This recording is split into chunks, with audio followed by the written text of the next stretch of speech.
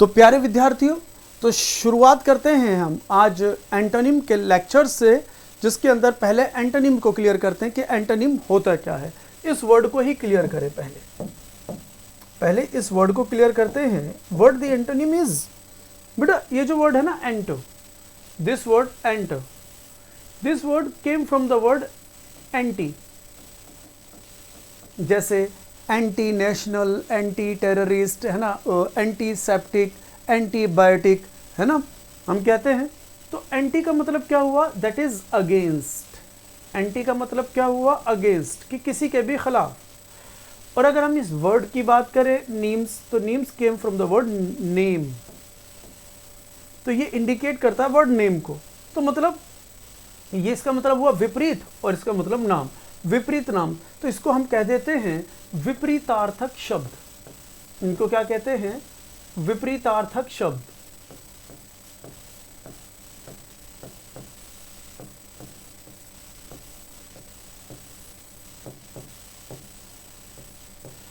तो इंग्लिश में इसको हम अगर डिफाइन करें तो इसका मतलब होगा अपोजिट वर्ड्स।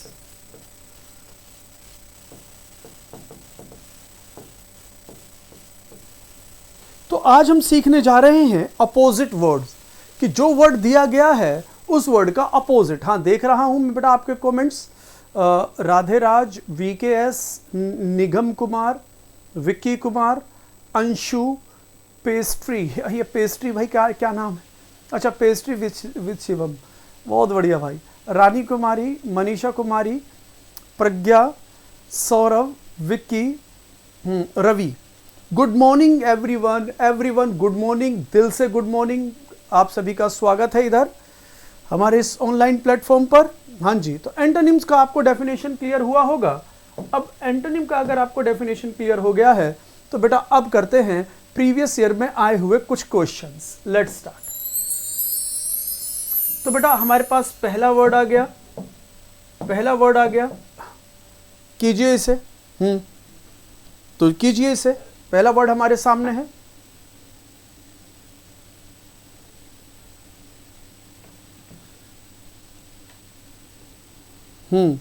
आदित्य प्रेम, विक्की यादव, हाँ जी, रिप्लाई कीजिए बेटा, रिप्लाई कीजिए। आई am waiting for your reply.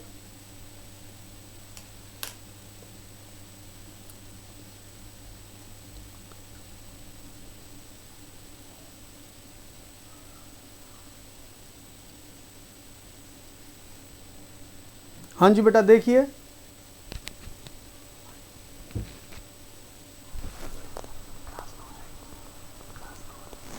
हाँ जी, तो बेटा आप देखिए, रिप्लाई कीजिए इन सभी का। देख रहा हूं मैं। हाँ जी बच्चों, आपका देख रहा हूं मैं, देखिए इनका ध्यान दीजिए।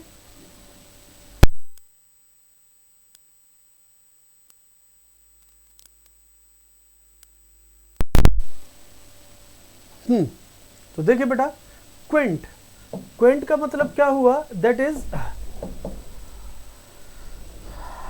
अगर हम यहां पर देखते हैं कि क्विंट का मीनिंग हमें क्लियर नहीं हो रहा है। अब हमें यह पता है कि क्विंट का मीनिंग क्लियर नहीं हो रहा है, तो बेटा यहां पर कुछ चीजें देख लो जो मतलब यहां पर अगर इनके मीनिंग अगर आपको क्लियर हो जाए, थोड़े थोड़े इनके मीनिंग भी देख लो। तो पहले उनके मीनिंग देख ले जिनका मीनिंग क्लियर हो जाता है। जैसे कि भाई बहुत आसान हो जाएगा कि ओल्ड फैशन, तो ये ओल्ड फैशन मतलब पुराने फैशन का, तो इसका मीनिंग क्लियर हो गया होगा, ये अलग हो गया। अब कॉमन का मतलब क्या हुआ? जो सभी में समान होता है, भाई जो सभी में इक्वल होता है ना। कॉमन क्या हुआ? जो सभी में इक्वल है। अब डिफरेंट क्या हुआ? जो सभी में अलग है। भाई डिफरेंट क्या हुआ? जो सभी में अलग है, बिल्कुल डिफरेंट। तो ये हुआ बिल्कुल अलग हो जाएगा। ये जो सभी के अंदर इक्वल है, ओल्ड फैशन पुराना। हाँ, इरेटिक थोड़ा अजीब लगता है कि यार ये तो हम बहुत कम यूज करते हैं, लेकिन इन तीनों को तो बहुत ज्यादा यूज करते हैं। एक क्विंट और एक इरेटिक, ये जो दो वर्ड हैं, इन दो वर्ड की बात करें तो दोनों वर्ड अजीब हैं। बाकी इरेटिक जो होता है ना, इरेटिक जो है ना इरेगुलर से बना है। इरेटिक जो बना इरेगुलर से बना, बस ऐसे याद रख ले। इरेटिक में डबल आर तो इरेगुलर में डबल आर होता है। तो इरेटिक इरेगुलर से बना तो मतलब अनियमित, जो चीजें नियमित नहीं है, जो चीजें नियमित नहीं है। तो बेटा अगर मैं बोलूं जो चीजें नियमित नहीं है और जो तो नियमित नियम में नहीं है, तो मतलब वो ओल्ड फैशन। तो ये दोनों तो सिनोनिम हो गए एक दूसरे के, ये दोनों तो एक दूसरे के सिनोनिम हो गए। भाई जो ओल्ड फैशनड है, जो इस्तेमाल में नहीं है, अनियमित, मतलब जो बात कर रहा है कि इरेगुलर, कि जो चीजें रेगुलर नहीं है, मतलब हम कम इस्तेमाल करते हैं, इस्तेमाल में नहीं होती हैं, तो इसका मतलब क्या हो जाएगा, ये दोनों तो सिनोनिम हो जाएंगे। देख लो, अगर वर्ड का मीनिंग नहीं पता फिर भी मीनिंग निकाले तो थोड़ा लॉजिक लगाना पड़ेगा, दिमाग लगाना पड़ेगा, बातों को समझना पड़ेगा। तो ये दोनों तो अगर मैं कहूं ये दोनों तो सिनोनिम हो गए एक दूसरे के। तो भाई अगर ये दोनों सिनोनिम्स हैं तो अगर हमारा आंसर या तो ये बने या तो ये आंसर बने तो फिर तो गलत हो जाएगा। क्यों? इसका आंसर ये और ये नहीं हो सकते, क्योंकि अगर इसका आंसर ये है तो इसका आंसर ये भी होगा। तो भैया जी दोनों तो आंसर हो नहीं सकते क्योंकि सिनोनिम है। तो इसलिए इसका आंसर इन दोनों में से तो कोई एक हो नहीं सकता। तो बस इसका आंसर या तो ये होगा या फिर ये होगा। तो देख लो, दो तो हट ही गए, तो या तो डिफरेंट होगा या फिर कॉमन होगा। तो बेटा अब यहां पर हमें अब एग्जैक्ट वर्ड का मीनिंग पता होना चाहिए, और कई बार तो एग्जैक्ट मीनिंग निकल कर आ जाएगा। तो बेटा मैं अगर क्वेंट का मतलब बताऊं तो इसका मतलब होता है बिजार। बिजारे नहीं पढ़ना है, इसको बिजारे नहीं पढ़ना है, that is not बिजारे, it is bizarre, bizarre है ना। तो इसका मतलब जो होता है ना, दैट इज विचित्र, विचित्र, जिसे हम कह सकते हैं अजीब। इंग्लिश में अगर हम कहें तो इसको कह सकते हैं स्ट्रेंज। एक वर्ड और कह सकते हैं, दैट इज पिक्यूलियर, पिक्यूलियर। तो मतलब यहां पे वो किस चीज की बात कर रहा है, अजीब, बिजार। तो ये कह रहा है पिक्यूलियर, बहुत अजीब। तो जो चीजें बहुत अजीब हैं तो मतलब उसका सिनोनिम क्या हुआ, डिफरेंट। तो डिफरेंट तो सिनोनिम हुआ कि भाई सबसे अलग है, तो डिफरेंट तो सिनोनिम हुआ अलग, क्योंकि ये सारी चीजें क्या है, डिफरेंट हो गया। यार हम रोजाना कोई चीज करते हैं उससे अलग हो गया, तो ये तो सिनोनिम हुआ। लेकिन वो सिनोनिम, वो तो एंटोनिम पूछ रहा है। तो ये दोनों आपस में सिनोनिम, ये दोनों आपस में सिनोनिम। तो बेटा इसका इक्वल हो जाएगा कॉमन, क्योंकि बेटा ये हो जाएगा बिल्कुल अजीब, जो मतलब बिल्कुल अलग है, बिल्कुल विचित्र है, और कॉमन जो रोजमर्रा रोजाना हम इस्तेमाल करते हैं, तो उन चीजों की बात कर रहे हैं। तो बेटा आंसर क्या निकल कर आएगा, आंसर होगा हमारा बी, कॉमन। तो क्वेंट का आंसर हो जाएगा बी, कॉमन। तो देख रहे बेटा, थोड़ा सा दिमाग लगाना पड़ता है, थोड़ा सा दिमाग लगाना पड़ता है, नॉलेज होनी चाहिए, चीजें निकल कर आ जाती हैं। चलो एक और वर्ड देता हूं, उम्मीद कर रहा हूं ये समझ में आ गया होगा। अगर समझ में नहीं आया होगा तो मैं दोबारा बता दूंगा, लेकिन फिलहाल हम आगे बढ़ते हैं। ठीक है बच्चे, आगे आ जाओ। Next word that is docile. Next word that is docile. Docile controllable, opposing, mild, subservient. चलो बताइए मीनिंग, जल्दी मीनिंग बताइए इनका। मैं देख रहा हूं आप सभी के रिप्लाई।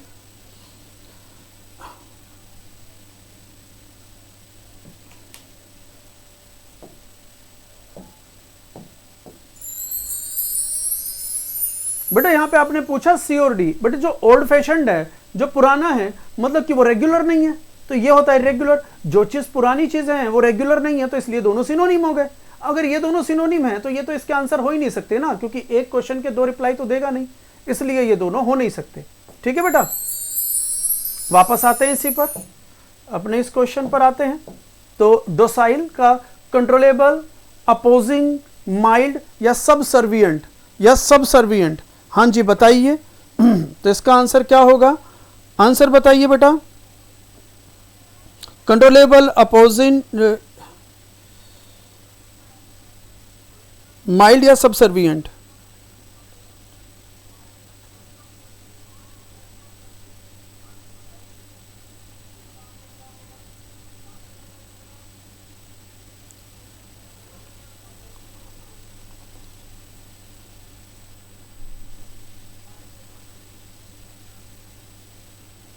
हाँ जी, तो मैंने आपके रिप्लाई देखे, दैट्स ग्रेट, बहुत बढ़िया। सौरव, अंशु, रवि, अवनी, प्रज्ञा।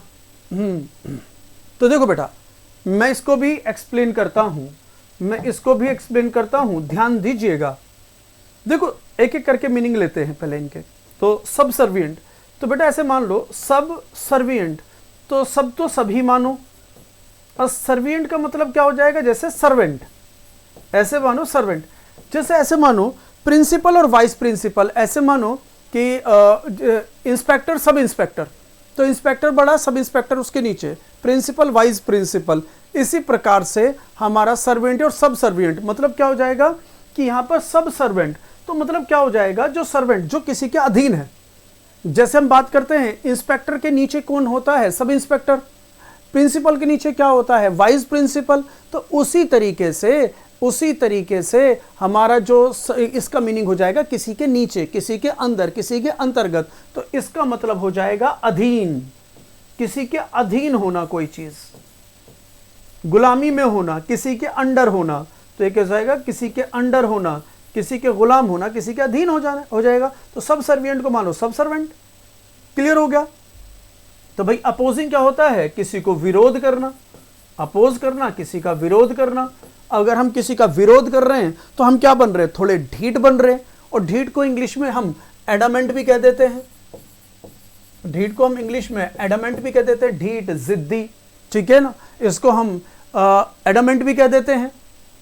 तो अगर बात करते हैं पहले इनके मीनिंग। अब कंट्रोल, भाई कंट्रोल का तो सभी को पता है ना कि कंट्रोल का मीनिंग क्या होता है, किसी को नियंत्रण में रखना। तो भाई एबल लगकर वर्ड एडजेक्टिव बन जाता है। तो जिसे नियंत्रण में रखा जा सके, जिसे नियंत्रित किया जा सके, तो बेटा जिसे नियंत्रित किया जा सके तो मतलब वो इसका मीनिंग यही हो जाएगा, नियंत्रित किया जा सके। तो जिसको हम कह सकते हैं अंडर कंट्रोल, कहता अंडर कंट्रोल, जो किसी के अंडर हो, जिसको किसी के कंट्रोल में हो। तो मतलब ये दोनों तो सिनोनिम हो गए, हाँ या ना भाई, ये दोनों तो सिनोनिम हो गए ना फिर इस हिसाब से, क्योंकि कंट्रोल कर ले, जो अधीन हो, जिनको कंट्रोल किया जा सके, दोनों तो सिनोनिम हो गए। अगर ये सिनोनिम है तो ये दोनों आंसर हो नहीं सकते, क्योंकि अगर आप इसका आंसर ये मान रहे हो तो भी इसका सिनोनिम तो ये भी है, तो फिर ये क्यों आंसर नहीं है। अगर किसी को लग रहा है ये आंसर है, तो अगर ये आंसर है तो यही तो मीनिंग इसका भी है। तो मतलब ये दोनों तो सिनोनिम हो गए, तो मतलब ये दोनों इसके आंसर नहीं हो सकते। तब आंसर या तो माइल्ड है या फिर अपोजिंग है। आंसर या फिर माइल्ड है और या फिर अपोजिंग है। तो अगर आपको बात करें, अगर माइल्ड कर रहे हो तो अगर देखो, ध्यान दो, कंट्रोल, जिसको कंट्रोल नियंत्रित किया जा सके, जो किसी के अधीन है, जो किसी के अधीन है उसको कंट्रोल किया जा सकता है। लेकिन जो विरोध कर रहा है, तो वो किसी के अंडर नहीं है, वो जिद्दी है, वो किसी के कंट्रोल में नहीं आएगा। तो मीन्स ये अपोजिंग करना, किसी को विरोध कर रहा है, किसी का विरोध कर रहा है, तो ये इसका एंटोनिम हुआ। तो मतलब इन दोनों का ये एंटोनिम हुआ। तो माइल्ड का मतलब क्या होता है, माइल्ड का मतलब जो होता है वो होता है विनम्र, सभ्य, सौम्य। इसका मतलब क्या हो जाएगा, एकदम जेंटल, जैसे हम कहते हैं सभ्य, सौम्य, एकदम इसको जेंटल। तो भाई जो जेंटल लोग होंगे वो मतलब बड़ी विनम्रता से उनसे बात करो, पोलाइटली बात करो, तो बातों को मान जाएंगे। तो ये तीनों तो एक दूसरे के सिनोनिम हुए। ये भी क्योंकि जो कंट्रोल में है मतलब हमारी बातों को मान रहा है, मतलब प्यार से मान रहा है। जो किसी का अधीन है वो प्यार से बातों को मानेगा। ये तीनों तो सिनोनिम हुए।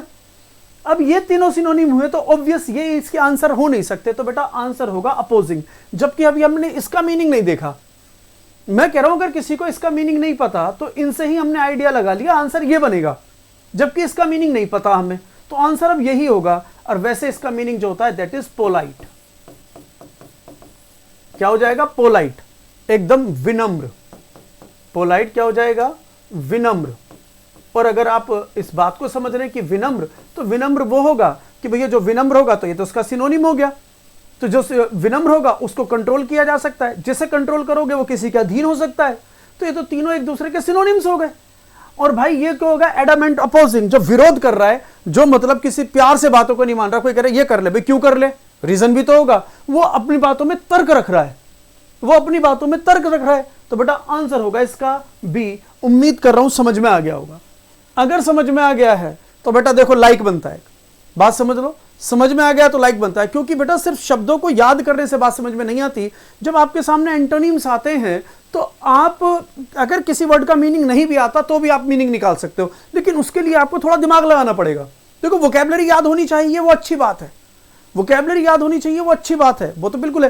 लेकिन अगर एग्जाम में बैठ के कोई ऐसा वर्ड आ जाए नहीं पता, तो फिर वहां पर आपको थोड़ा सा लॉजिकल बनना पड़ेगा, वहां पर थोड़ा सा ट्रिकी बनना पड़ेगा। तो ट्रिक्स निकालनी पड़ेगी, लेकिन ट्रिक्स दिमाग से, ये नहीं कि अक्कड़ बक्कड़ बम्बे वो 80-90 पूरे 100, ये ट्रिक नहीं होता बॉस। हाँ, पोलाइट, सीधा साधा, ये हो जाएगा पोलाइट विनम्र, जिसे हम कह सकते हैं सीधा साधा। बाकी सीधे साधे को हम गलीबल भी कह देते हैं, एकदम भोला भाला, सीधा साधा, है ना, गलीबल। तो इसका सिनोनिम हो जाएगा। उम्मीद है ये समझ में आ गया होगा। तो बेटा अगला लो।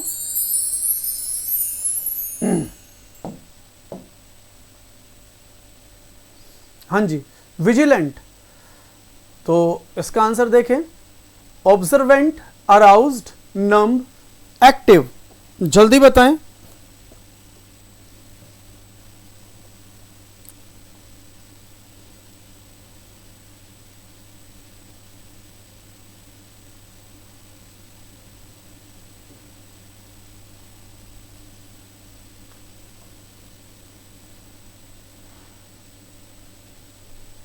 हाँ जी, देख रहा हूं मैं आपके comments.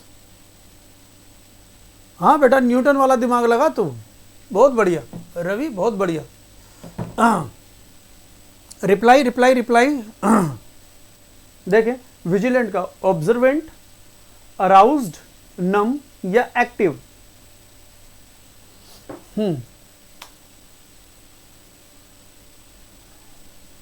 Waiting for your reply, think over it, think over it.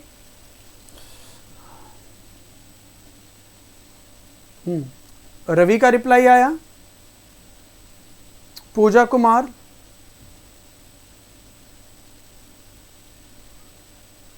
Thank you Pooja Kumar, thank you so much, thank you so much Pooja Kumar. देखो, अब मैं भी समझाऊंगा, सारी चीजें समझाऊंगा मैं इसके अंदर। एक चीज और बता रहा हूं मैं आपको, हम जो क्लास कर रहे हैं वैसे तो टॉपिक एंटोनिम है, लेकिन इनके साथ साथ मैं सिनोनिम भी सिखा रहा हूं। वैसे तो टॉपिक एंटोनिम है, लेकिन इसके साथ साथ सिनोनिम भी सिखा रहा हूं, क्योंकि यहां पे सिनोनिम निकालकर हम वर्ड का मीनिंग भी निकाल पा रहे हैं। हाँ, बहुत बढ़िया। देखे विक्रम, दैट्स ग्रेट। अवनी, चलो कर लिया आपने। तो देखो, इसी तरह से दिमाग लगाना है। अगर आप देखो दिमाग लगा लोगे तो आंसर मिल जाएगा। बाकी मैं आपको पहले इसका मीनिंग क्लियर करता हूं। विजिल, बेटा एक तो वर्ड है ना विजिल, तो आपने विजिल करते हो, आप विजिल करते हो तो मतलब जगराता। जगराता, अगर आप जगराते को और अच्छी तरह डिफाइन करें तो जागरण जो होता है बेटा, जागरण किस वर्ड से बना? जागना। जागरण किस वर्ड से बना बेटा? जागना। कि जब हम जागरण करते हैं तो इसका मतलब है कि आज जगराता है, मतलब आज जागना है। तो उस विजिल से बना विजिलेंट, तो उस विजिल से बना विजिलेंट, तो इसका मतलब क्या हो जाएगा? जागरूक। ये क्या हो जाएगा? जागरूक। ये जागरूक कौन होंगे? ये केयरफुल लोग होंगे। जागरूक लोग कौन होंगे? केयरफुल होंगे, एकदम चौकस, है ना, तेज तर्रार। तो क्या कहते हैं, निकल गया होगा, समझ में आ गया होगा। तो ये होते तेज तर्रार लोग। अब इन चारों के मीनिंग देख लेते हैं भाई। अगर हम बात करते हैं ऑब्जर्वेंट, ध्यान देना, तो ऑब्जर्वेंट का किससे बना? ऑब्जर्व से बना। ये किस वर्ड से बना? ऑब्जर्व से बना। अगर हम किसी चीज को ऑब्जर्व कर रहे हैं, ऑब्जर्व कर रहे हैं मतलब हम पैनी निगाह रख रहे हैं, तो ऑब्जर्वेंट का मतलब होता है पैनी निगाह। पैनी निगाह। और जिसकी पैनी निगाह होगी बेटा, ध्यान देना, जिसकी पैनी निगाह होगी तो भाई वो एकदम चौकस होगा। और अगर वो चौकस होगा तो मैं बोलूं ये दोनों सिनोनिम हो गए, यस और नो? भाई जो जागरूक है, जिसकी पैनी निगाह है, चौकस है, तो ये सिनोनिम हुए कि नहीं? तो भाई सिनोनिम। आंसर पूछ रहा है एंटोनिम में, ये दोनों हो गए सिनोनिम, तो आंसर ये नहीं हो सकता। ये ऑब्जर्व से निकला। क्या इस चीज को ऑब्जर्व करो? ऑब्जर्व मतलब अपनी पैनी निगाह से सोचो। हाँ,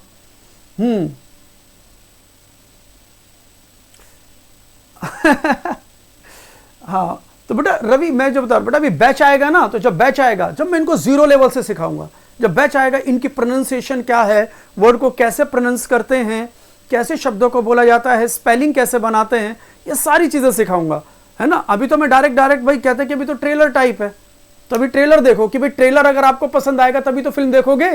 भाई ट्रेलर पसंद आएगा तभी तो फिल्म देखोगे। जब मेरे डेमो पसंद आएंगे तभी तो आप बैच में भी ज्वाइन करोगे। तो देखो, ध्यान दो, ये क्लियर हो गया। तो ये दोनों तो हो गए सिनोनिम। ये सिनोनिम हो गए तो आंसर ये नहीं हो सकता। अगर ये नहीं हो सकता आंसर, तो आ जाओ इस पे, अराउज्ड। अराउज का मतलब है किसी को उकसाना। अराउज का मतलब है किसी को उकसाना, किसी को भड़काना। इसका मतलब है किसी को जगाना, कि भाई किसी को उकसा रहे। कोई जैसे फॉर एग्जाम्पल, उसे हम आलसी है, अगर तो अपनी लाइफ में ऐसे सोता रहा तो भाई तेरी फैमिली का क्या होगा, तो अपनी लाइफ में कहां पहुंचेगा, तो देश के लिए धब्बा है, फलाना है, ढिमकाना है। तो हम क्या कर रहे हैं, उसको हम जागरूक कर रहे हैं। तो हाँ, उसके अंदर जागरूकता, अराउज्ड, मतलब वो चीजों को वो उत्सुकता से ले रहा है, जाग रहा है ना। तो उसको हम भड़का रहे हैं, तो मतलब ये भी तो सिनोनिम हुआ। आंसर ये भी नहीं हो सकता। देख लो, ये भी जागने की, जागरूकता की बात हो रही है, ये भी उठने की बात हो रही है, सोने की बात नहीं हो रही है, ये भी उठने की बात हो रही है, जागरूकता। तो ये सिनोनिम हुआ कि नहीं? तो देख लो, एंटोनिम निकालने के लिए सिनोनिम भी निकालने पड़ रहे हैं। एंटोनिम निकालने के लिए बिल्कुल सिनोनिम निकालने पड़ रहे हैं। चंद्रभूषण, वेरी सून, 10 से 15 दिन के अंदर आ जाएगा बैच। 10 से 15 दिन के अंदर आ जाएगा, लेकिन तब तक आप फ्री में क्लासेस ऐसे ज्ञान लो, फ्री में, फिलहाल फ्री में 10 से 15 दिन के अंदर बैच हो जाएगा, लेकिन तब तक आप मेरी क्लासेस मिस मत करना। ठीक है, हाँ ट्रेलर देखिए, लेट्स स्टडी इंग्लिश। तो भाई ये भी तो सिनोनिम हुआ, जाग रहे हैं तो। अब एक्टिव क्या होता है भाई? एक्टिव जैसे पैसिव होता है एकदम सुस्त, तो जो एक्टिव होता है वो एकदम चुस्त हुआ। मैं कहता हूं एक्टिव जो है एकदम चुस्त बंदा हुआ। अगर ये चुस्त है तो मतलब वो जागरूक है, मतलब वो केयरफुल है। जो चुस्त है वो केयरफुल है, उसकी पहली निगाहें हैं, वो एक्टिव है, तो ये भी तो सिनोनिम हुआ। तो चलो चेक करके देखना, विजिलेंट, ऑब्जर्वेंट, अराउज्ड और एक्टिव, ये चारों के चारों सिनोनिम है कि नहीं? और सिनोनिम तो आंसर बन ही नहीं सकता। अब मैं कहता हूं अगर किसी को नम का मीनिंग नहीं पता, लेकिन उनने चार सिनोनिम, ये तीनों को सिनोनिम बना लिया, चौथा मिलकर ये चारों के चारों सिनोनिम हो गए, तो आंसर नम हो जाएगा। आंसर नम हो जाएगा। तो नम जो वर्ड, इसका जो अब मैं एक छोटा सा निमोनिक बताऊं, नील से समझ लो। नील कहते हैं नील बटा सन्नाटा, सब कुछ खत्म। तो नम जो होता है एकदम पैसिव, ये एकदम होता है पैसिव, जिसको हम क्या कहते हैं, जो पैसिव होता है, नम जो होता है ये एक्टिव होता ही नहीं है बिल्कुल, जिसे कहते हैं सुन्न पड़ जाना, जिसे कहते हैं हम सुन्न पड़ जाना, जिसे हम जड़ भी कह सकते हैं, जड़ बुद्धि, जिसे हम कह सकते हैं जड़ बुद्धि, नॉट एक्टिव। तो भाई क्या कह रहा है? Vigilant, active, careful. तो भाई ये क्या हो जाएगा? ये एकदम पैसिव हो जाएगा, सुन, जड़, नील। तो आंसर होगा हमारा सी। बेटा उम्मीद कर रहा हूं समझ में आ गया होगा। बेटा चंद्रभूषण, जिस समय हम बैच अनाउंस करेंगे फी तभी डिसाइड करेंगे, जिस समय हम बैच अनाउंस करेंगे फीस भी हम तभी डिसाइड करेंगे। ठीक है बेटा, फीस भी हमारा तभी डिसाइड होगा। ये आ जाओ। तो अब आंसर होगा सी। क्लियर हुआ कि नहीं? जल्दी बताओ यस और नो में, ये पॉइंट क्लियर है कि नहीं? यस या नो में रिप्लाई कीजिए, मेरा ये पॉइंट क्लियर है कि नहीं? कि आंसर होगा सी। तो अब एंटोनिम ढूंढने के लिए हमें सिनोनिम्स का हेल्प लेना पड़ा, एंटोनिम ढूंढने के लिए सिनोनिम्स का हेल्प लेना पड़ा। और बेटा शब्दों को ध्यान से समझना पड़ेगा, हमें बातें समझ में आ जाएंगी। और मैं ये पहले बता चुका हूं, all these questions have already been asked in the previous year examinations. ये सारे क्वेश्चंस प्रीवियस ईयर से ही निकाले हुए हैं मैंने, सारे क्वेश्चंस प्रीवियस ईयर से ही निकाले हुए हैं। तो अब इनके अंदर पहले सिनोनिम ढूंढो, कौन कौन से वर्ड सिनोनिम है। बेटा जो वर्ड सिनोनिम है वो आंसर नहीं हो सकता, जो आपस में सिनोनिम है। हाँ जी बेटा, दैट्स ग्रेट। बेटा कितने बच्चों को समझ में आ गया? Great great. मैं कहता हूं इस सिसीड, इस वर्ड का मीनिंग नहीं पता आपको, मैं कहता हूं सिसीड, क्योंकि ये कॉमन वर्ड नहीं है, ये कॉमन वर्ड नहीं है, डिफरेंट वर्ड है। ये बिजार हो गया, ये डिफरेंट हो गया, बिल्कुल अलग हो गया, अनकॉमन हो गया, इसका मीनिंग नहीं पता। लेकिन यार इनमें कुछ तो वर्ड ऐसे होंगे जिनके मीनिंग पता होंगे, उनमें ढूंढो, सिनोनिम ढूंढने का सोचो। तो जो सिनोनिम होंगे वो तो आंसर होंगे, नहीं तो आंसर वही होगा जो सिनोनिम नहीं होगा। इनमें ढूंढो आपस में सिनोनिम कौन है, देखो आपको आंसर मिल जाएगा। जिसे ये मीनिंग नहीं पता ना वो तो भी निकाल लेगा, लेकिन आपको इनको ऑब्जर्व करना पड़ेगा, वर्ड्स को ऑब्जर्व करना पड़ेगा। तो मैं देख पा रहा हूं आपके पूजा कुमार, रवि, रानी, अंशु, ग्रेट, पूजा कुमार, रानी कुमारी, अवनी, राधेराज, प्रज्ञा, दीक्षा,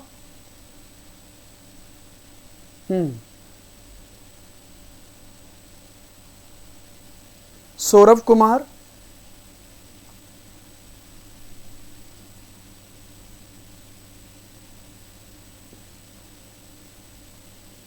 हाँ जी हाँ जी। तो देख लो,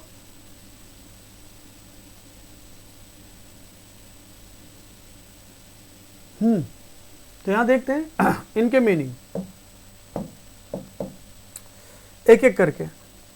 इनके अंदर बहुत बहुत कॉमन वर्ड ले लेते हैं, तो बहुत कॉमन वर्ड लेते हैं। पहले रिजाइन ले लेते हैं। तो रिजाइन का मतलब क्या होता है? त्यागपत्र। इसका मीनिंग क्या है? त्यागपत्र। तो त्यागपत्र का मतलब क्या है कि भाई आप यहां से निकल जाओ, यहां से निकल जाओ, मतलब छोड़ दो। तो इसका रिजाइन का मतलब क्या हो जाएगा? लीव कर दो भाई, छोड़ दो यहां से। अब लीव कर दो। अब लीव करने की बात कर रहे हैं तो क्विट का मतलब भी तो लीव हो जाएगा, इसका मतलब भी तो छोड़ना होता है, इसका मतलब भी तो छोड़ना होता है। वो लंबी लंबी छोड़ना नहीं, कभी सोचो लंबी लंबी छोड़ना, ठीक है ना, तो वो तो बोस्टिंग हो जाएगा। ठीक है, वो लंबी लंबी छोड़ना जो होता है ना वो बोस्टिंग हो जाता है, बोस्ट करना मतलब डींगे हाँकना, इसका मीनिंग हो जाएगा डींगे हाँकना। लंबी लंबी छोड़ता है भाई, वो तो बड़ी डींगे हाँकता है भाई, वो तो बड़ी डींगे हाँकता है, लंबी लंबी छोड़ता है। तो इसका सिसिड का मतलब क्या हो जाएगा, सॉरी सिसिड का मतलब तो नहीं पता, क्विट का मतलब छोड़ना, और भाई रिजाइन का मतलब छोड़ना, तो दोनों तो सिनोनिम हो गए, हाँ या ना। मैं उम्मीद कर रहा हूं समझ में आ गया होगा कि क्विट का मतलब भी छोड़ना होता है, लीव मतलब भी छोड़ना होता है, तो रिजाइन मतलब त्याग पत्र देना कि भाई नौकरी छोड़ दो, भागो यहां से। किक ऑफ, तो किक ऑफ तो मतलब ये दोनों सिनोनिम हो गए, तो मतलब ये आंसर नहीं हो सकते, ये आंसर नहीं हो सकते। अब इनका मीनिंग ले, विड्रॉ और यूनाइट। बेटा विड्रॉ की बात करें तो विड्रॉ का मतलब भी तो क्या, मैं यहां से विड्रॉ करता हूं, विड्रॉ का मतलब होता है स्टेप बैक। विड्रॉ का मतलब होता है स्टेप बैक, मतलब कदम पीछे हटा लेना। कदम पीछे हटा लेने का मतलब जो लोग जा रहे हैं उनके साथ नहीं, उनका साथ छोड़ दिया। कदम पीछे हटा रहे मतलब जो आगे जा रहे हैं वो आगे चले गए, ये पीछे हो गया तो छोड़ दिया ना सबका साथ। तो विड्रॉ का मतलब भी तो सेंस लीव का ही हुआ। तो तीनों के तीनों सिनोनिम हो गए, तो आंसर ये हो ही नहीं सकते तीनों, ये तीनों आंसर हो नहीं सकते क्योंकि सिनोनिम है, तीनों का मतलब है छोड़ना। यूनाइटेड, तो मैंने आपको पहले वर्ड बताया था, जैसे मैंने बताया था क्या कहते हैं कि यूनिसेक्स, मैंने एक वर्ड और क्लियर किया था, तो यूनी, तो यूनी का मतलब होता है सेम, इक्वल, एक जैसा। तो भाई यूनाइट, अब यूनाइट से ही वर्ड बना यूनाइटेड, तो जुड़ा हुआ है ना। यूनिट एक संघ, यूनिट जो बनता है, यूनिट, यूनाइट, यूनाइटेड, तो मतलब एक जैसा, सारे एक जैसे मतलब जुड़े हुए। तो यहां पे बात जोड़ने की कर रहा है, तो यहां पे किसकी बात कर रहा है, यूनाइट का मतलब जोड़ना, यूनाइट का मतलब शामिल करना, यूनाइट का मतलब है ना सम्मिलित करना। तो भाई किसी को अगर वो सम्मिलित कर रहा है ना, जोड़ रहा है, तो क्या कर रहा है, ये एडिशन कर रहा है, हाँ या ना, ये चीजों में ऐड कर रहा है, चीजों को एडिशन कर रहा है। तो अगर ये एडिशन कर रहा है, ये सब छोड़ रहे हैं, तो ये सिनोनिम हुए।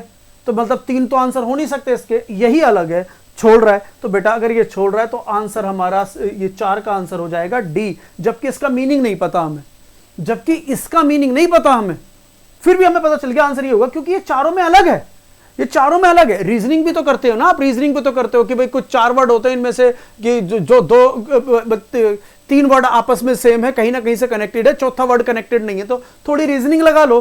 परवेज आलम सर आपको बढ़िया बताते हैं रीजनिंग, तो भाई परवेज आलम सर जो है उन्होंने जो रीजनिंग में आपको बताया था कि भाई 3 शब्द एक से कनेक्टेड है, चौथा अलग है, वहीं से बात आ गई। ओ भाई जब वहीं से बात आ गई यहां पर, तो मतलब ये कह रहा है कि 3 सेम है और ये अलग है। अगर ये अलग है तो ये इसका आंसर हो गया। अब इसका मीनिंग क्या है मैं बता देता हूं, लेकिन देखो मीनिंग नहीं पता तो भी मीनिंग निकल गया।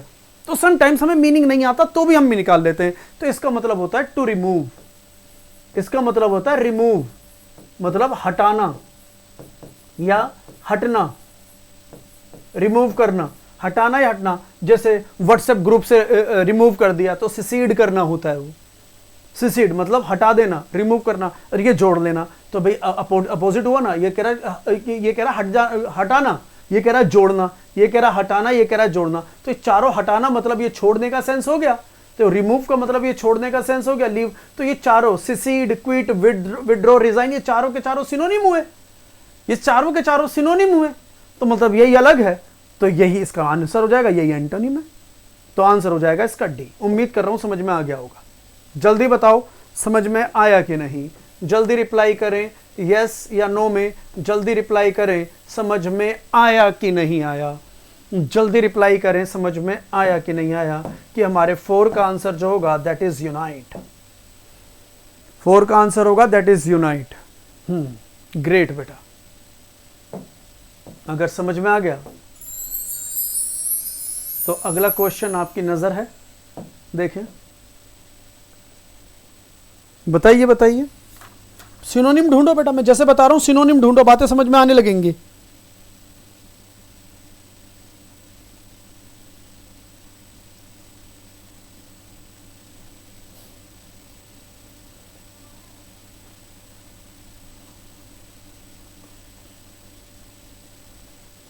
जल्दी निकालें, कोशिश करें। हाँ रानी कुमारी को बहुत अच्छे से आ गया, हाँ yes yes yes yes yes yes. Ravi, Saurabh, Pooja, Vikram, Rani, Pragya, Avani, Manisha. अब आंसर्स देख लें। रवि का आंसर आ गया, रानी कुमारी, दीक्षा, विक्रम। और भी कोशिश करो, कोशिश करो।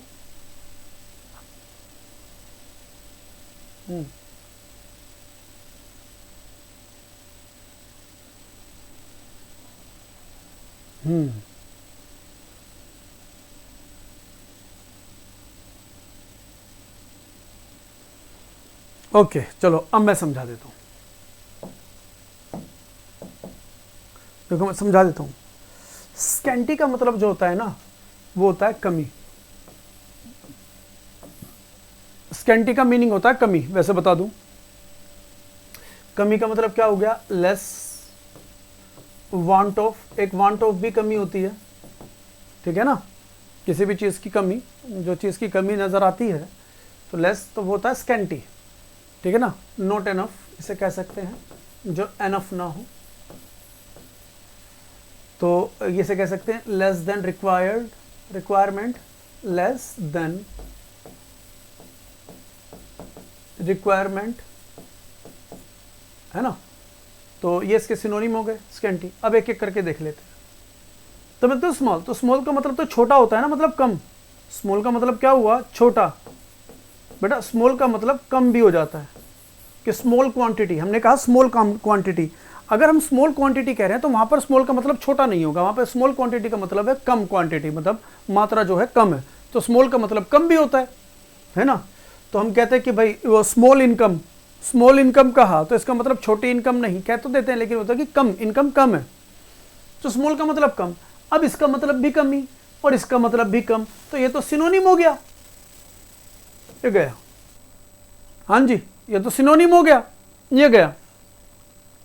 आते कंसाइज। बेटा कंसाइज का मतलब होता है ब्रीफ करना। कंसाइज का मतलब होता है ब्रीफ करना, छोटा करना, है ना? बहुत ही छोटा करना, इसे कहते हैं संक्षेप में करना, कहते हैं संक्षेप में देना। तो संक्षेप और ब्रीफ मतलब कम करना, छोटा करना, कंसाइज। तो ये भी तो स्मॉल करना, कंसाइज करना, तो ये भी, क्योंकि किसी चीज की कमी, जो चीज कम है, जो कम का सेंस दे रही है, वो इसके सिनोनिम। तो ब्रीफ भी आंसर नहीं हो सकता। कंसाइज करना किसी चीज को, भाई पैराग्राफ है इतना बड़ा है, उसे छोटा करके ऐसे कर दो, ठीक है ना? प्रेसी राइटिंग सुना होगा, तो प्रेसी क्या होता है? वो छोटा करना ही होता है, वो इसी का तो सिनोनिम है ना, कि प्रिसाइज करना। तो अब सुना होगा आपने प्रेसिज राइटिंग, तो प्रेसी राइटिंग जो होता है वही तो बना प्रिसाइज, उसी से तो बना। प्रेसी राइटिंग क्या होता है कि भाई प्रेसी राइटिंग आपने सुना होगा कि भाई जैसे पूरा पैराग्राफ है, उसको जो 4 पार्ट में है, ये 25, ये 25, ये 25, तो इस पूरे के जिस्ट को, इस पूरे के जिस्ट को आप 25 वर्ड्स में दे दो, कि इसका पूरा मीनिंग 25 वर्ड्स में दे दो, लेकिन कमी नहीं होनी चाहिए कोई। तो मीन्स एक बड़े को छोटा कर देना, लेकिन कमी कुछ नहीं होना चाहिए, तो इसे कहते हैं कि एग्जैक्ट कर देना। इसका मतलब होता है एग्जैक्ट करना।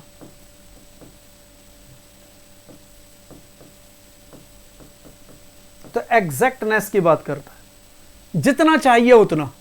तो मतलब ये जैसे पूरा डिटेल में दे रखा है, इसे कम कर दो 25 में, लेकिन मीनिंग पूरा आ जाए, मीनिंग पूरा जाए। तो उस प्रेसी राइटिंग से ही प्रेसाइज बना।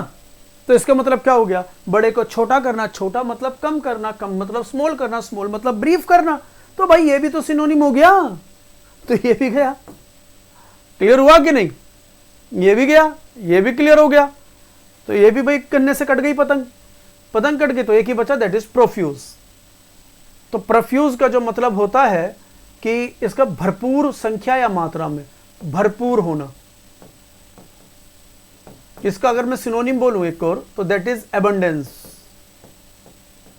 एबंडेंस किसी भी चीज का, संख्या का या मात्रा का मोर देन रिक्वायर्ड हो जाना, तो इसको कह सकते हैं मोर देन रिक्वायर्ड। ये है less than required, scanty.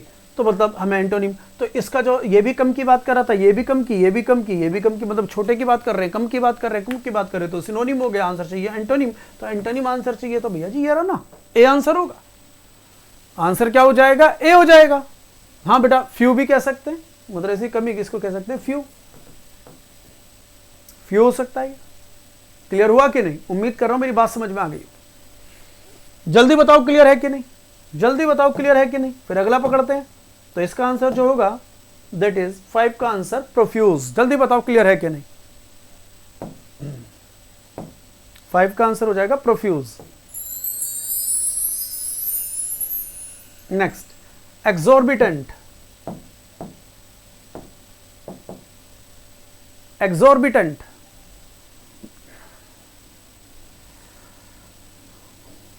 Waiting for your reply बच्चों। मेरे प्यारे बच्चों, I am waiting for your reply. But to learn vocabulary is not difficult. Difficult is word to retain it in your mind. Vocabulary दिमाग में रहे. And most important thing is कि when you are sitting in the examination, तो how to tackle it, how to face it. कि अगर question दिया गया है तो हाउ टू फेस इट, कि ट्रिक से मैं किस प्रकार से इसका आंसर निकाल लूं और ज्यादा टाइम भी ना लगे. यस बेटा, समझ में भी आ गया और आंसर भी दे दिया. मेरे प्यारे बच्चे, मेरे सुंदर से बच्चे, मेरे प्यारे से बच्चे, नन्हे मुन्ने बच्चे, शाबाश. बहुत बढ़िया ऑडियंस है मेरे पास, बहुत प्यारे बच्चे हैं, देखो कितना बढ़िया रिप्लाई करते हैं. That's it. हाँ जी, हाँ जी, रिप्लाई कीजिए, रिप्लाई कीजिए, रिप्लाई कीजिए.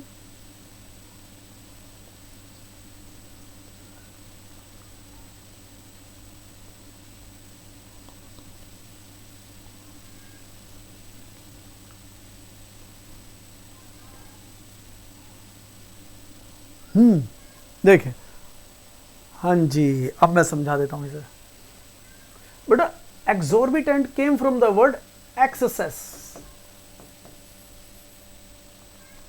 ये तो है, क्या कहते हैं, एक्सोर्बिटेंट होता है एक्सेस, किसी भी चीज की अधिकता, जिसको मैंने भी बताया. एक्सोर्बिटेंट जैसे हम कह सकते हैं एबंडेंस, अधिकता. तो इसका मतलब क्या हो जाएगा, मोर देन रिक्वायर्ड, रिक्वायरमेंट से ज्यादा. एक्सोर्बिटेंट, एक्सेस, तो हिंदी में कैसे कह सकते हैं, हद से ज्यादा. हद से ज्यादा गाना है ना, हद से भी ज्यादा तुम किसी से प्यार नहीं करना. मेरी आवाज बहुत बुरी है कसम से, पढ़ा पढ़ा के सुबह से लेकर शाम तक आवाज हमारी फटा बांस हो गई. गानों को तो भूल ही जाओ, डायलॉग बोल सकते हैं सन्नी देओल की तरह. सन्नी देओल की तरह हम चीख तो सकते हैं लेकिन गा नहीं सकते. हाँ जी, तो देखें, हद से ज्यादा. अब एक्सपेंसिव क्या होता है बेटा, आप तो जानते हैं ना, एक्सपेंस का मतलब होता है खर्च. जो सुबह से लेकर शाम तक के हम एक्सपेंस जो होता है वो होता है खर्च. जो घर का खर्च होता है रोजाना, कि भी तुम्हारा डेली एक्सपेंस कितना है, कितना खर्च करते हो. लेकिन एक्सपेंसिव हो जाता है महंगा. एक्सपेंसिव हो जाता है महंगा. महंगा क्या हुआ, कॉस्टली. इसको हम एक डियर भी कह देते हैं, DEER. बाकी एक डियर का मतलब हिरण भी होता है ना, एक डियर, DEER, हिरण. इसका एक इसका जो वर्ड है जिसे हम कहेंगे कि होमोनिम, डियर, DEAR, प्रिय. तो एक्सपेंस हो गया भाई. एक्सपेंस क्या हुआ, वो भी तो एक्सपेंसिव मतलब महंगा. महंगा मतलब भाई अगर कोई जीन्स हमें लगता है 1000 रुपए की ठीक है, लेकिन वो दे रहा 1500 की, तो एक्सपेंसिव तो मोर देन रिक्वायर्ड. जितना सोच रहे हैं उससे ज्यादा, हद से ज्यादा. तो ये तो सिनोनिम हो गया. अगर ये सिनोनिम हो गया तो गड़बड़ हो गया. हाँ जी बेटा, समझ में आ रहा है कि नहीं भाई. एक्सपेंस और एक्सोर्बिटेंट सिनोनिम कैसे हुआ, इसका मतलब है मोर देन रिक्वायर्ड, जरूरत से ज्यादा. अब कोई जीन्स लेने गए, वो 1500 रुपए की जीन्स बता रहे, जबकि हमारे पास तो भैया 1000 रुपये, तो हमारे 1000 रुपये जो है, हम 1000 रुपये में जीन्स खरीद सकते हैं, उससे ज्यादा तो कर नहीं सकते हम. तो हमारे लिए तो हद से ज्यादा हो गया ना बॉस. और जिसके पास पैसा है भाई, वो तो 1500 क्या, वो तो 2000 2500 रुपए की भी जीन्स खरीदेगा भाई.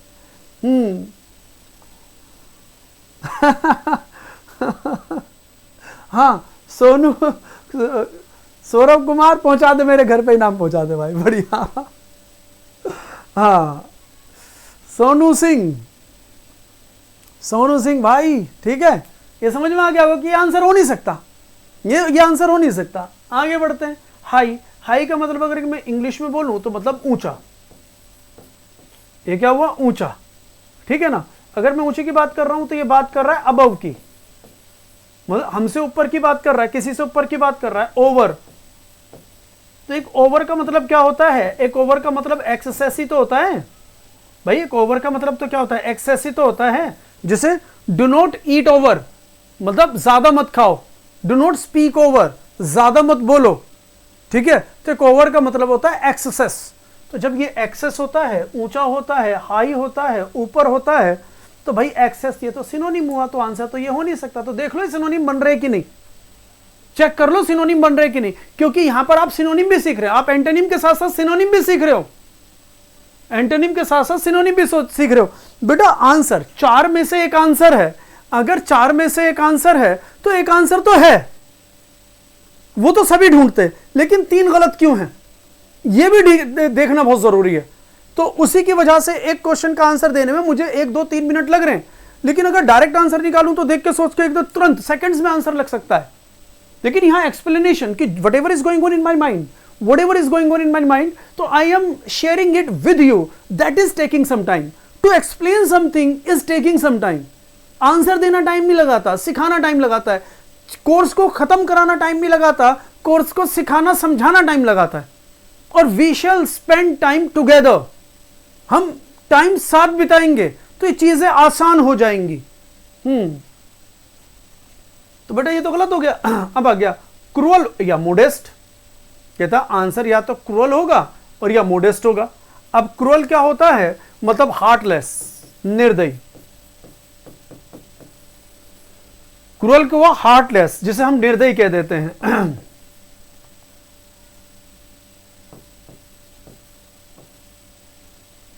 ठीक है, निर्दयी मतलब जिसके अंदर दिल नहीं है, दया नहीं है। निर्दयी मतलब दया की भावना नहीं है, which is not polite, which is not sympathetic, या who is not polite, who is not sympathetic, जिसके अंदर सिंपैथी नहीं है।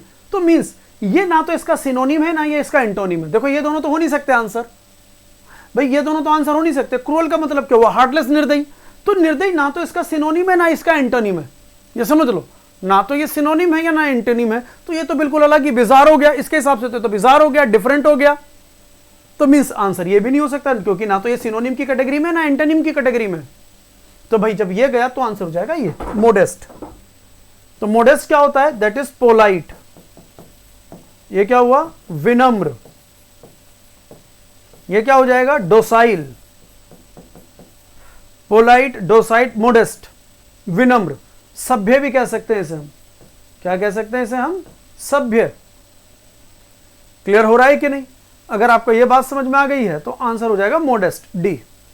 आंसर हो जाएगा मोडेस्ट, डी। क्लियर हुआ कि नहीं? जल्दी बताइए डी आंसर क्लियर है कि नहीं। यस और नो में रिप्लाई कीजिए कि क्लियर हुआ कि नहीं। जल्दी आंसर हो जाएगा डी, मोडेस्ट। लॉजिक समझ रहे हैं ना कि क्यों हो रहा है? लॉजिक समझना जरूरी है कि आंसर क्यों आ रहा है। आंसर क्या है इससे ज्यादा जरूरी है आंसर क्यों है। बेटा समझ रहे हैं, आंसर क्या है इससे ज्यादा जरूरी है कि आंसर क्यों है। जल्दी आप रिप्लाई कीजिए अगले क्वेश्चन का।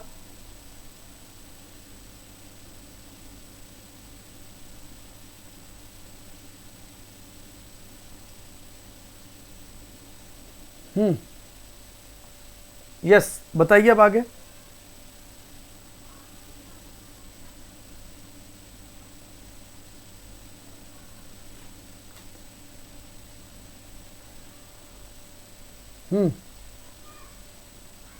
चले आगे बढ़ते हैं। चलो फेक्यूंड की बात करें तो इसको 2-3 तरीके से ही समझ लेते हैं। पहले तो मैं इसको बाद में बताता हूं, मैं इसको समझ लो। प्रोडक्टिव क्या होता है, जिसको हम प्रोड्यूस कर रहे हैं। प्रोड्यूस मतलब जो चीज पैदा हो रही है। भाई प्रोडक्टिव क्या हुआ, जिसको हम प्रोड्यूस कर रहे हैं। प्रोड्यूस क्या होता है, जो चीज पैदा हो रही है, जो चीज पैदा हो रही है। तो भाई ये होता है कि प्रोडक्टिव मतलब जो चीज पैदा कर रहा है, ठीक है ना, उपजाऊ।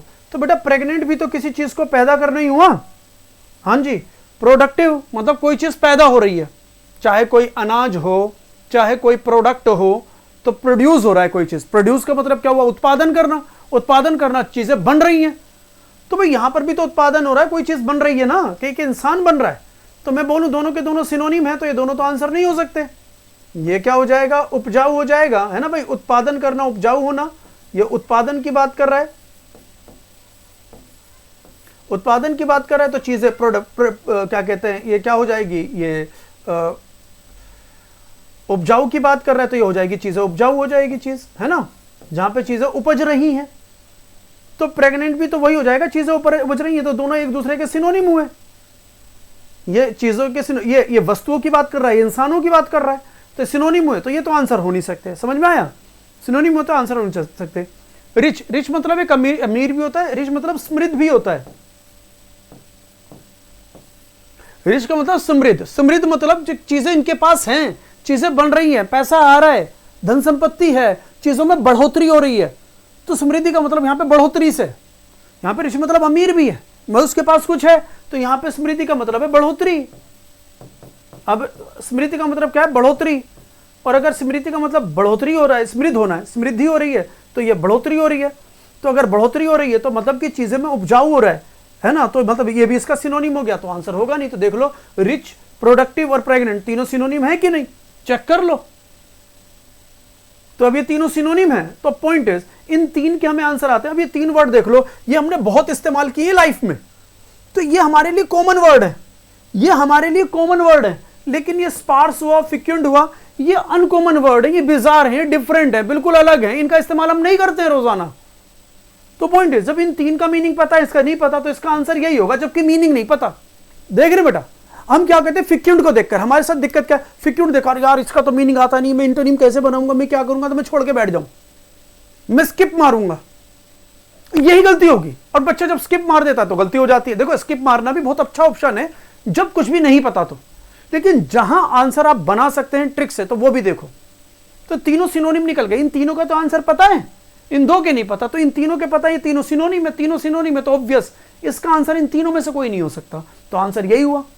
बाकी फिक्यूंट का मतलब ही होता है फर्टाइल, फर्टाइल जिसको हम उपजाऊ कह देते हैं। तो ये तीनों चारों सिनोनिम हो गए। फर्टाइल का मीनिंग होता है, स्पार्स मतलब होता है मतलब कि लेस, कमी होना, किसी भी चीज की, किसी भी चीज की जो स्पार्स होता है, किसी भी चीज की कमी। तो अब कमी के लिए हमने बहुत सारी, जैसे स्मॉल इसका सिनोनिम हो जाएगा, ठीक है ना, तो लेस देन रिक्वायर्ड। तो किसी भी चीज की जो कमी है वो स्पार्स है, कमी होना। थिन होना, पतला, इसे थिन भी कह देते हैं, बहुत पतला, स्पार्स क्या कहते हैं, जो बहुत पतले होते हैं। तो बेटा आंसर हो जाएगा इसका ए। तो देख रहे, मीनिंग नहीं पता तो भी आंसर बता दिया, और ये प्रीवियस ईयर एग्जामिनेशन से निकाले हुए मैंने, तो 7 का आंसर ए हो जाएगा, 7 का आंसर है। जबकि इनका ना तो क्वेश्चन, देखो ये क्वेश्चन है और ये आंसर है, और हमें यही नहीं पता, ये क्वेश्चन है, ये आंसर है, ये नहीं पता, लेकिन अदर चीजों ने हमें हेल्प कर दिया कि आंसर कैसे आएगा। अदर 3 वर्ड ने क्लियर कर दिया कि आंसर क्या आएगा। यही ट्रिक्स हैं, लॉजिकल ट्रिक्स यही हैं, लॉजिकल ट्रिक्स यही हैं। आगे बढ़ते हैं। कैप्टिवेट, जल्दी बताओ कैप्टिवेट।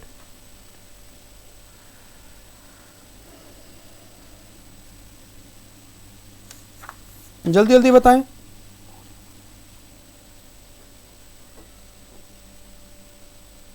जल्दी बताओ बेटा।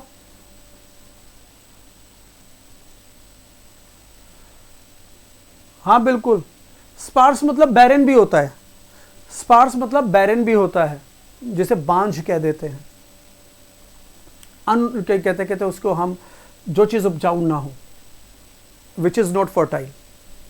हाँ, कैप्टिवेट का बताओ। Disillusion, disillusion, attract, grip, delight. देख रहा हूं मैं, दीक्षा, अवनी, रवि, बहुत बच्चों के रिप्लाई आ गए। प्रज्ञा, देखो मैं बताता हूं कैप्टिवेट क्या होता है ना। कैप्टिवेटिंग चीजें होती हैं मोह लेना, कैप्टिवेट का मतलब मोह लेना, जिसका हम कह देते हैं दिल जीत लेना।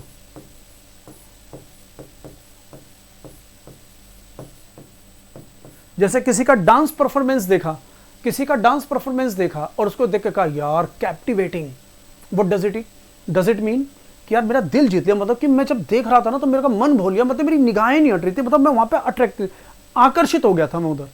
तो इसका मोह लेना, इसका मतलब होता है आकर्षित करना।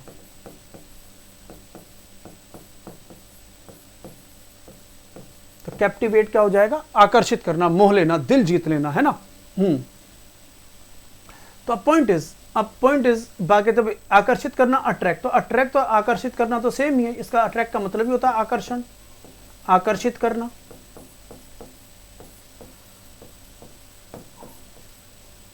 तो मीन्स ये तो सिनोनिम हुए, ये हो नहीं सकता। समझ में आ रही है बात को, ये अट्रैक्ट सिनोनिम हो गई, ये हो नहीं सकता। अगर ये नहीं हो सकता तो अब आज पहले मैं ग्रिप को पकड़ता हूं। ग्रिप का मतलब होता है पकड़ मैंने पकड़ना मतलब पकड़, इसका मतलब ही होता है ग्रिप मतलब पकड़, जिसका मतलब होता है कैच। कैच का मतलब थाम लेना, ग्रिप बन जाना। जब आप डांस देख रहे हो तो आपकी आंखें ना थम गई हैं, समझ रहे बात को, एक्सप्रेशंस को समझ, चीजें थम गई हैं, तो ये भी इसका सिनोनिम हुआ कि आप कैप्टिव, मोह लिया, मन मोह लिया, मतलब निगाहें नहीं उठ रही हैं, तो ग्रिप बन गई, एक जकड़ बन गई, एक पकड़ बन गई, ठीक है ना। तो जकड़ लेना, पकड़ लेना, तो ये भी इसका सिनोनिम, तो ये तो होगा नहीं। अब डिलाइट का मतलब होता है खुशी, जिसे हम हैप्पीनेस कह देते हैं, जिसको हम ब्लिस भी कह सकते हैं, जिसको हम एक्सटेसी भी कह सकते हैं, जिसको हम एक्सटेसी भी कह सकते हैं। तो इसका मतलब क्या होगा? खुशी। अब एक बात बताओ, अगर कोई चीज हमें अट्रैक्ट कर रही है, आकर्षित कर रही है, हमारा दिल जीत रही है, मन मोह रही है, हमें ग्रिप कर लिया, हमारी आंखों को कैच कर लिया, पकड़ लिया, दिल वहां से हट ही नहीं रहा, तो मतलब इसका मतलब क्या है? हम उसे देखकर खुश हो रहे हैं, उसको देखकर हम खुश हो रहे हैं, तो ये भी तो सिनोनिम हुआ, तो ये भी नहीं हो सकता। तो आंसर होगा डिसइल्यूजन। इल्यूजन होता है भ्रम, और भ्रम को तोड़ देना, डिस लगकर वर्ड नेगेटिव प्रीफिक्स है, तो भ्रम को तोड़ देना, तो इसका मतलब होता है मोह भंग करना। इसका मतलब क्या होता है? मोह भंग करना। इल्यूजन को, भ्रम को तोड़ देना, चीजों को चकनाचूर कर देना, तो इसका मतलब हो जाता है डिसइल्यूजन का मतलब डाइवर्ट कर देना किसी चीज को। तो आंसर हो जाएगा ए। 3 तो हमारे सिनोनिम निकल गए, तो भाई चौथा आंसर हो जाएगा ए। That's it. देखो कितना इजी है चीजें डिफिकल्ट नहीं है, बस नजरिया अलग है। तो बेटा फिर बताऊंगा कि 8 का आंसर है ए। 8 का आंसर हो जाएगा ए, ठीक है। अगला आपके सामने है, जल्दी रिप्लाई करें। इफरवेसेंट आपका अगला क्वेश्चन प्रीवियस ईयर में आया हुआ एफरवेसेंट, सेकेंड लास्ट आज के लिए।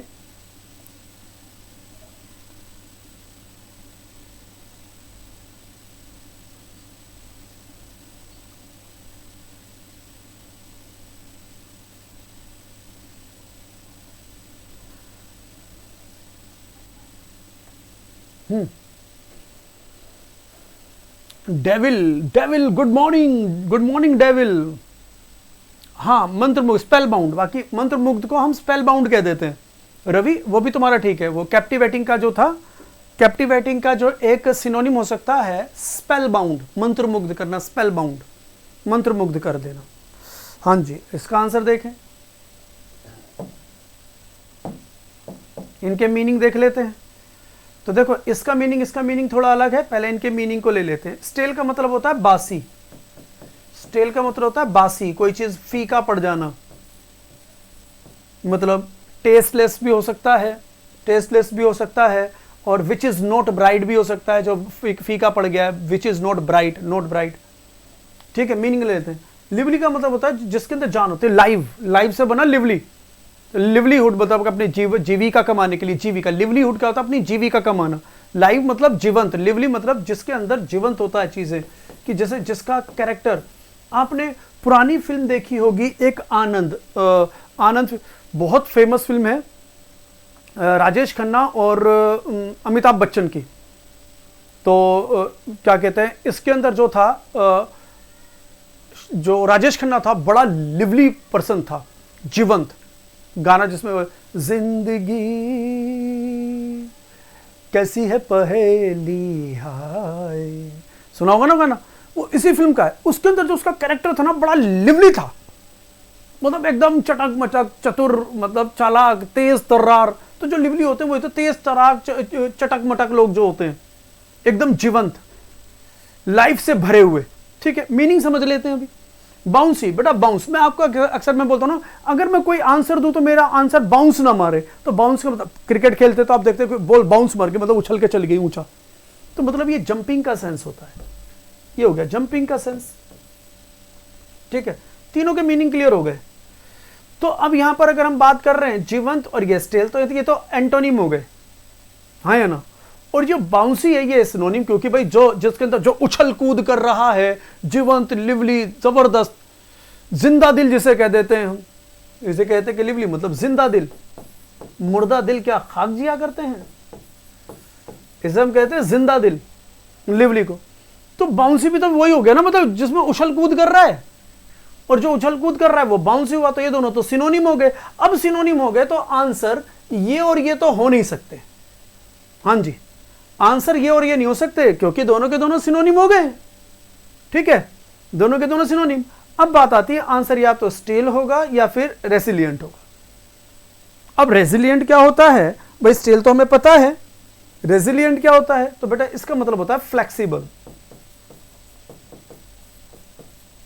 और फ्लेक्सिबल जो चीजें होती हैं वो पोलाइट होती हैं, विनम्र होती हैं, जैसे हम डोसाइल कह देते हैं। रेसिलिएंट क्या होती है, फ्लेक्सिबल चीजें। फ्लेक्सिबल चीजें मतलब वो क्या कहते हैं, हमारी डोसाइल या पोलाइट होती है, विनम्र। बासी मतलब फीका या मतलब जिसके अंदर टेस्ट नहीं है, जिसके अंदर रोशनी नहीं है। और एफरवेसेंट जो वर्ड होता है ना, इसका मतलब होता है ब्राइट, इसका मतलब होता है चमकीला, इसका मीनिंग बनेगा चमकीला, इसका मीनिंग बनेगा भड़कीला।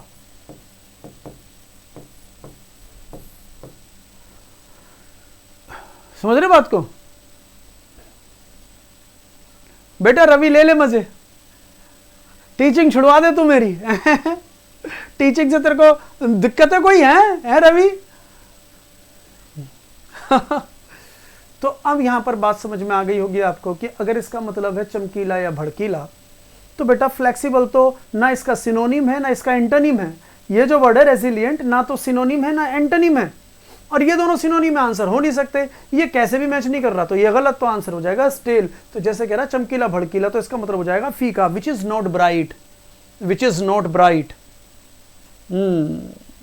पवन चौहान गुड मॉर्निंग। तो उम्मीद कर रहा हूं आंसर समझ में आ गया होगा। आज के लिए लास्ट, आज के लिए लास्ट रेप्रिमेंड।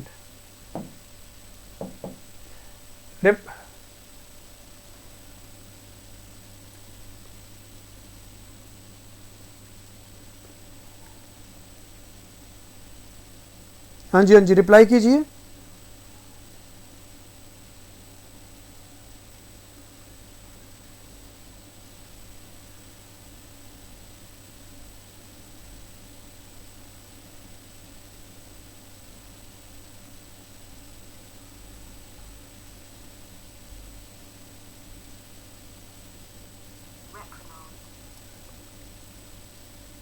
हाँ जी, रेप्रिमेंड।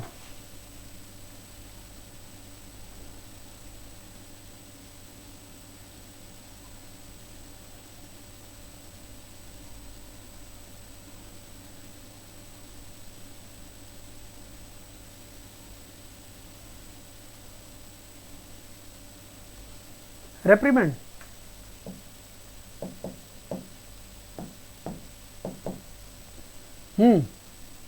That's it. तो अब अगर आप देख रहे हैं तो इतना ध्यान दो। मैं कहता हूं अगर किसी को इसका मीनिंग नहीं पता, क्योंकि ये कॉमन मतलब कॉमन वर्ड नहीं है, ये रेप्रिमेंड कॉमन वर्ड नहीं है भाई, किसी को इसका मीनिंग नहीं पता, तो आप कैसे करेंगे? तो भाई ये तो देखो नॉर्मल है। तो पनिशमेंट किसी को सजा देना, हाँ जी, पनिशमेंट किसी को सजा देना। तो ब्लेम कर रहे हो तो किसी को मतलब दोषारोपण करना, दोष लगाना। तो भाई एक दोष लगाना वो सजा का ही सेंस हुआ, सिनोनिम हुए तो आंसर हो नहीं सकते। समझ रहे हो? सजा दे रहे, ब्लेम कर रहे। किसी को लेक्चर भाषण पिला देना, थोड़ा सा लेट उठ गए, मम्मी पापा ने भाषण पिला दिया, रात को लेट सोए तो मम्मी पापा ने भाषण पिला दिया। तो भाई ये भी, तो ये क्या हुआ? ये भी पनिशमेंट का ही सेंस हुआ, ये भी पनिशमेंट का सेंस हुआ, लेक्चर की भाषण दे देना। ठीक है, तो ये भी नहीं हो सकता। तो ये तीनों तो सिनोनिम हो गए ना बेटा। तो फॉरगिवनेस का मतलब है क्षमा करना। यहां पे भाषण दे रहे हो, भाषण देने का मतलब क्षमा करना नहीं होता। भाषण देने का मतलब तो यही होगा कि डांट दिया, तो मतलब पनिशमेंट मिल गई, ब्लेम कर दिया कि तुम तो देर से उठते हो, ये करते हो, वो करते हो। तो ये तो सिनोनिम हो गए, तो आंसर हो जाएगा ये फॉरगिवनेस। तो फॉरगिवनेस का मतलब होगा क्षमा करना, तो इसका मतलब होगा सजा देना। तो बेटा इसका मतलब होता है रिब्यूक, जिसे हम कहते हैं डांटना, डांटना, फटकार लगाना।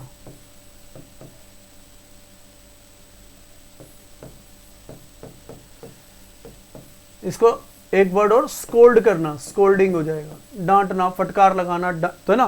तो डांटना, तो भाई वो डांट रहे हैं तो पनिश कर रहे हैं, पनिश कर रहे हैं तो ब्लेम करके ही डांट रहे हैं, उसमें लेक्चर पिला रहे हैं, तो सबको सिनोनिम हो गए।